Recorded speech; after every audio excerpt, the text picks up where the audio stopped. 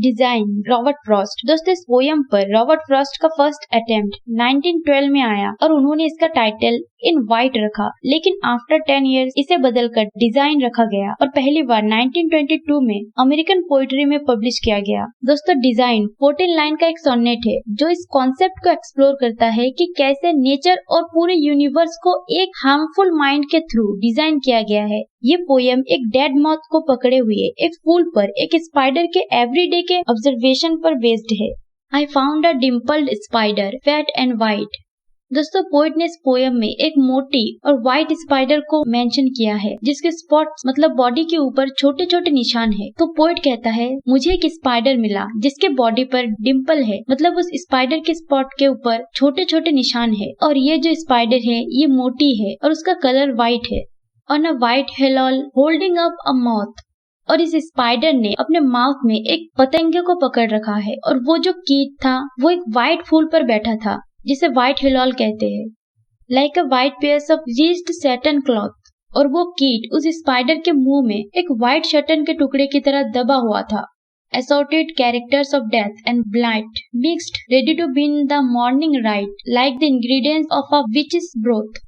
Assorted characters मतलब इन दोनों के कैरेक्टर्स डेथ और ब्लाइट के एग्जाम्पल है। दोस्तों डेथ और ब्लाइट मॉर्निंग की सही शुरुआत का इम्पोर्टेंट इंग्रेडिएंट्स है, जिसे डिफरेंट एक्टर्स या इंग्रेडिएंट जिनको बाय चांस टुगेदर मिक्स कर दिया गया है जो एक साइन को रिप्रेजेंट कर रहा है, और इस तरह पोएम में व्हाइटनेस का एक पैटर्न डिजाइन प्रेजेंट किया है।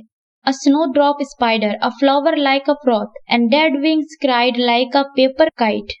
दोस्तों पोइट कहता है कि white spider, white flower, white kit जो कि अब मर चुका है और स्पाइडर के मुंह में दबा हुआ है जो पेपर की पतंग की तरह लग रहा है जो उस डिजाइन को कंप्लीट कर देता है। दोस्तों पोइट उस व्हाइटनेस के डिजाइन को ध्यान से देखता है और उस पर विचार करता है और अपने आप से क्वेश्चन करता है कि क्या व्हाइट फ्लावर, व्हाइट स्पाइडर और व्हाइट किट के एक ही प्लेस पर मिक्स होने के पीछे क्या कोई प्लान है। What had that flower to do with wing white? दोस्तों पोइट क्वेश्चन करता है कि उस फ्लावर को व्हाइट होने की क्या नीड थी। The wayside blue and innocent heal all, और जो हेलॉल है वो तो जनरली ब्लू कलर के होते हैं और इनोसेंट होते हैं, तो उसे भी व्हाइट कलर की होने की क्या जरूरत थी। What brought the kindred spider to that height? और उस किंडर स्पाइडर को वह उस फूल पर इतनी ऊंचाई पर जाने की क्या नीड थी जो स्पाइडर इतनी हाइट पर और इतनी ऊंचाई पर चला गया। Then steered the white moth thither in the night, but design of darkness to appall.